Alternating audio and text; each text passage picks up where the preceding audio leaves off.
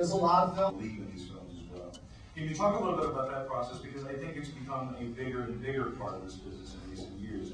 As more and more people are getting involved and realizing there's not only money to be made in film, but there's some fun to be had in it as well. And there's some artistry that we can accomplish. So how did you guys decide that that was the aspect in which you wanted to go? Well, just to jump in, with studios really sort of retrenching their actual production financing business to, focus on making movies that cost over $100 million and probably star some, major movie star running on its flights or fly.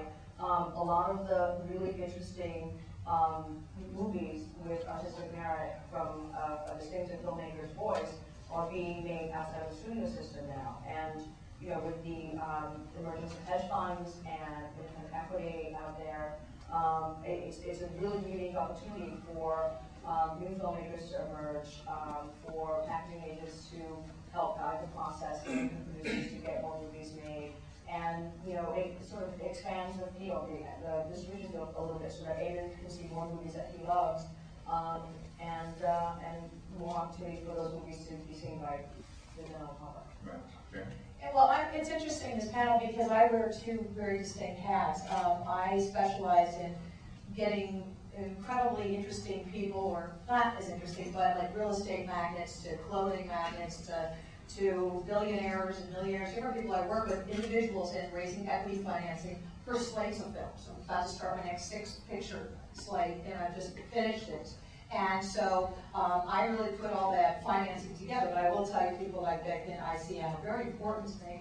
Just had a meeting there, and they're bringing projects that may have star attached, may even have a little financing attached, but there's ways to put the equity with the debt and the foreign sales. And there's a lot of, even though it's very creative, you have to wear the numbers hat as well, because we have to hit certain numbers in foreign sales and analysis and how we put it together. On the other side of my company, I actually run a fund with Merrill Lynch, which is a P&A fund, which is a $50 million, it's not a big one in the world of what we live in, revolving fund dedicated to giving independent films a theatrical marketplace. And I do that with a company called Regent Releasing, which is an offshoot of another company, but it's dedicated to sort of classy indies. Which is also based here, as a matter of fact. That's correct. My CEO has a place here in Dallas. In fact, we have a theater here as well that we own. That's right. And so I wear both of those caps. So at the same time I'm producing and financing, and I'm not just putting my own movies in there. On the contrary, I'm also looking at being sent to Tribeca, being sent to Canada, to look for acquisitions for movies and step up and utilize this P&A. Brings in advertising money that actually is dedicated to putting these movies out. Because if you don't have P&A, which these guys will tell you better than I will, it's a difficult task. And we are trying to give those movies that didn't get maybe picked up in Sundance, or still are terrific movies. You'd be shocked on some of the films, major stars, that, particularly this year, it didn't get picked up. So it's a very interesting marketplace right now. However, independent for me is the way to go, because I don't want to be developing a picture. The last thing I'm going to say is developing a picture, and it gets stuck in the studio system, like I'm doing it at Paramount or something, and then the executive producer and all the work you've done gets killed. I want to be able to have not the total control, but some of the say that it's going to go.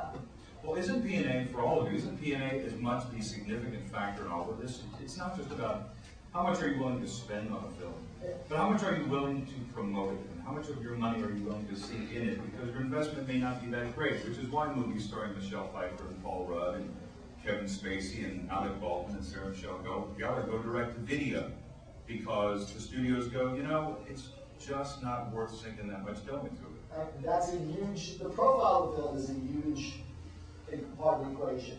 There will be films like, you mentioned a film with Sarah Michelle Gellar and Alec Baldwin. Suburban Girl. Yeah. Based on the girls go hunting. Which was a good film. Yeah, I actually liked it. However, to get that film out to a theatrical audience in a meaningful way, you're going to take $10 million in advertising or more to get it out in a commercial release. It's not going to be more of a specialized, cinematically critic-driven film. You're not going to be able to platform that film. It really is a wide release commercial film, and appealing to that audience as well. But that's been one of the real, I think that's right now in the marketplace, that's one of the real hard things to parse, is to go to a wall theater and see your film We're not going to do that because that becomes a really risky proposition for a lot of these films. But by doing this other thing, we'll sort of forego having a huge theatrical success. You know, hopefully we'll do some theatrical business on some scale. But what that will do is that will enhance the ancillaries greatly. So the DVD will overperform relative to its box office performance. We've had great success of a number of films like that. We've got the host this Korean monster movie, which we spent a little bit to get out. We did like $2 million in the box. It's got incredible critical reviews. And, that's, it's at 500,000 units, DVDs and counting. It still, just keeps selling like crazy. And so we're kind of trying, and it is sort of a laboratory right now in the marketplace, because last year was like a 1929 for the independent, the traditional independent film in the theatrical marketplace. It was a horrible, horrible year.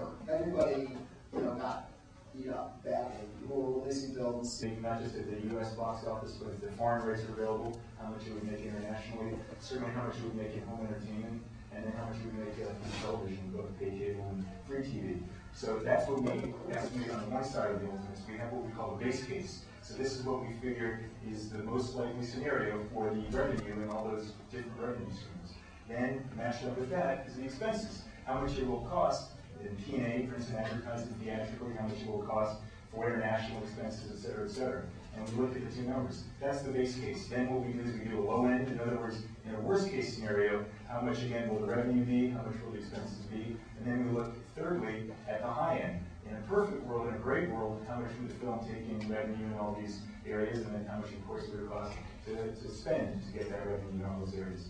And then basically we look at the base case for the most part and say to ourselves, okay, this is what we expect the box office to be, this is what we expect home entertainment revenue to be, but this is what it costs to spend on that. If the profit margin doesn't look very good, then we're not going to either make the film or we're not going to buy the film. So all of you guys as filmmakers, and this ties in even with marketability, what we were talking about, a lot of people when I go to panels and seminars and talk to people, they have great ideas to make some content. But it's not necessarily theatrical. So what you guys really have to think to yourselves is, there's no shame in making something that might go on Frontline or something that might just go straight to DVD. But if you truly want to make films for theaters, it's got to have a certain type of marketability to it. You have to think to yourself and those loved ones around you that gave an honest, no BS answer. Is this something that someone's going to pay $10 or $12 to go to a movie theater and see? Because a lot of these ideas and projects that you might be thinking about or rolling on, or spending 2 years of your life to actually execute, from raising money to actually shooting it, might not be something that has any theatrical possibility before you even start. So you really have to think twice before you do that. And then if you think of the process that we go through, which is in fact the process of ultimates, you got to think,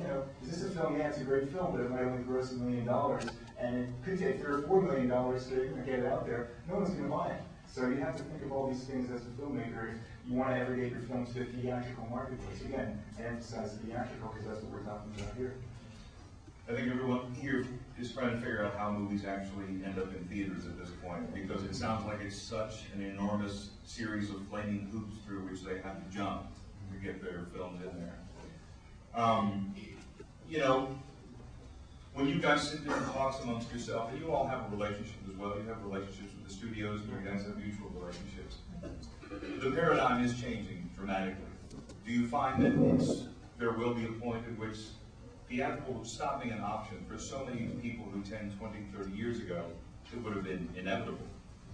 Because there were no other, right. You didn't have the internet, you didn't have other abilities to get it out there. That's right. So we're releasing the film Flawless last weekend. It's opening in Dallas next Friday. I did it in the Magnolia Theater. Showtime's at 1. Even next to the popcorn. Very fresh. But the thing is, a month before this film was out in theatrical release, it was on VOD at an inflated price, a $10 VOD. You could order Flawless, a film that had not been put out theatrically yet.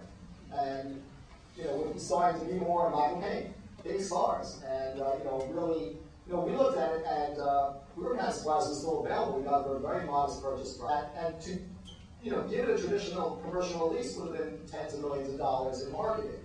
So basically, we spent a fraction of that, really an incredibly small fraction of that.